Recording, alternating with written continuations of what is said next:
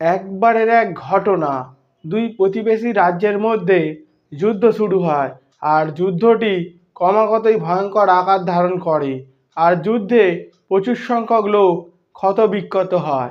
আর এই কারণে দুই রাজ্যের তরফ থেকে এমন এক কর্মচারী নিয়োগ করা হয়, যার কাজ ছিল ওই সৈনিকদের বেসিক চিকিৎসা প্রদান করা আর তাদের তৃষ্ণা নিবারণ করা। আর ওই দুই রাজ্যের মধ্যে এক রাজ্যের এক কর্মচারী, যার নাম ছিল চরণ পণ্ডিত। চরণ পণ্ডিত যুদ্ধস্থলে যায় আর আঘাতপ্রাপ্ত সৈনিকদের সেবা প্রদান করতে থাকে। চরণ পণ্ডিত সমস্ত আঘাতপ্রাপ্ত সৈনিকদেরই সেবা প্রদান করত। সে কখনোই বিচার করতো না যে কোন রাজ্যের কোন সৈনিক। এই জিনিসটি দেখার পর যে রাজ্যের তরফ থেকে চরণ পণ্ডিতকে নিয়োগ করা হয়েছিল, সেই রাজ্যের সৈনিকরা রাজাকে জানায়। আর রাজা তৎক্ষণাৎ চরণ পণ্ডিতকে রাজসভায় আসার জন্য আদেশ দেয়। রাজা চরণ পণ্ডিতকে বলে, তোমাকে তো আমাদের রাজ্যের সৈনিকদের সেবা প্রদান করার জন্য রাখা হয়েছে, আর তুমি তো বিরোধী রাজ্যের সৈনিকদেরও সেবা প্রদান করে চলেছ, এমনটা কেন?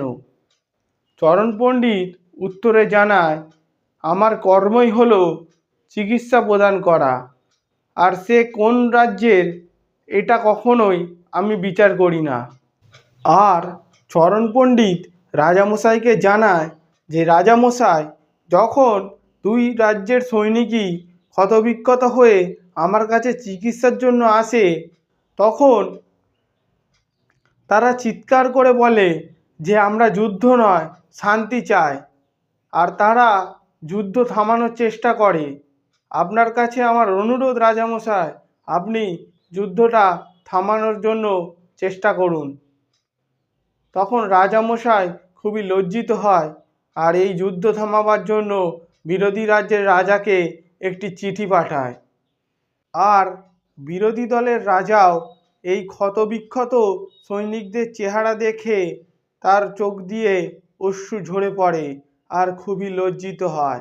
দুই রাজ্যের রাজাই চরণ পণ্ডিতের কাছে এসে মাথা নিচু করে দাঁড়ায় আর বলে, তুমি একজন সৎ সেবক, আর তুমি আমাদের দুজনেরই চোখ খুলে দিয়েছ।